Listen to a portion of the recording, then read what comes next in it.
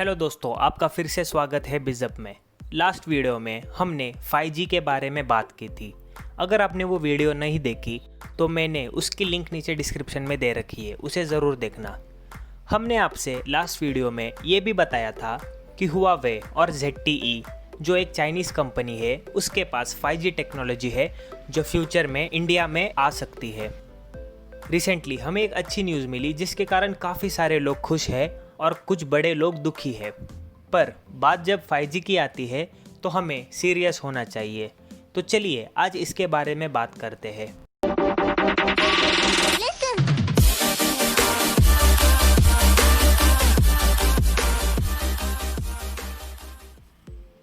आपने ये देखा ही होगा कि ये सारी चीज़ें चाइना से रिलेटेड है। आपको ये भी पता है चाइना कितना रूड बिहेव करता है, पर आपको उसकी हिस्ट्री पता है?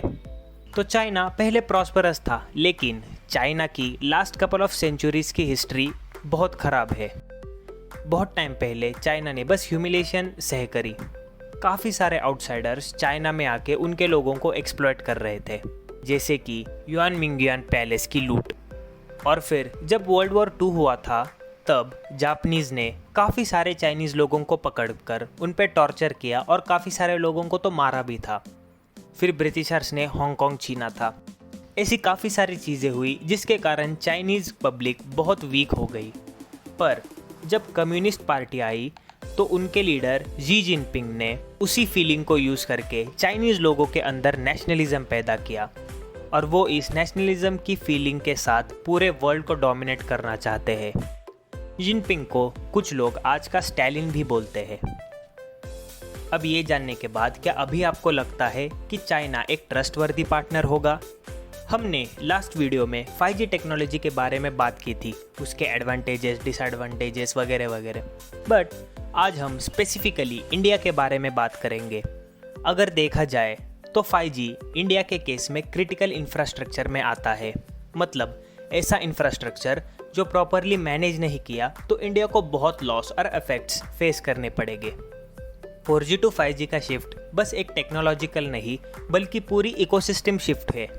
5G टेक हमारे पूरे लाइफस्टाइल को चेंज करेगा। इसी के कारण 5G टेक एक बहुत कॉम्प्लेक्स टेक्नोलॉजी है जिसको हैंडल करने के लिए नंबर ऑफ एक्सपर्ट्स लगेंगे और काफ़ी सारे इक्विपमेंट्स भी लगेंगे। इक्विपमेंट से हमें 5G के की प्लेयर की याद आती है जो है हुआवे। हुआवे अपनी होम कंट्री चाइना से थोड़े कंपोनेंट्स प्रोक्योर करती है, जैसे कैमराज, लेज़र एम्पलीफायर्स और बैटरीज।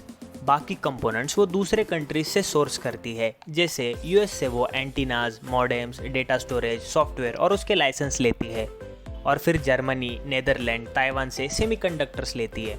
यूएस के बैन के बाद हुआवे काफ़ी सारी चीज़ों के लिए अल्टरनेटिव्स ढूंढ रहा है।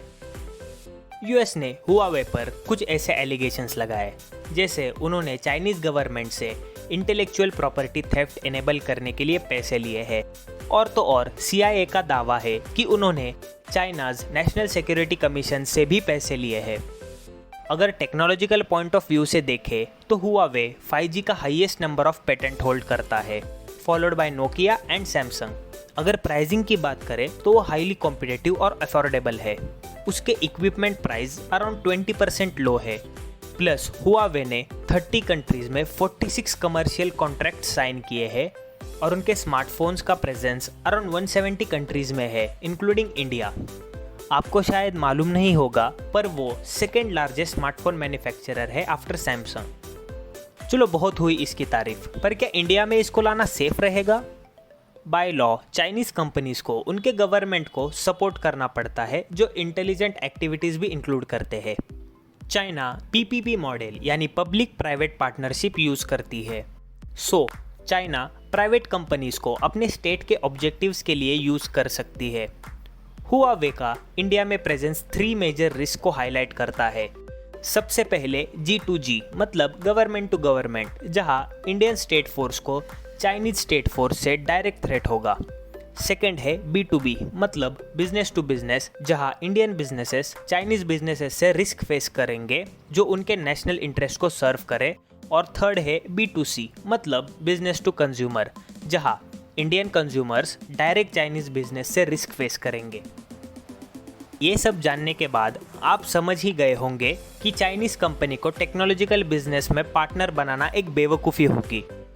और एक बार हमने ये पर्टिकुलर टेक डिप्लॉय किया तो उसका कॉस्ट ऑफ चेंजिंग बहुत ह्यूज होगा।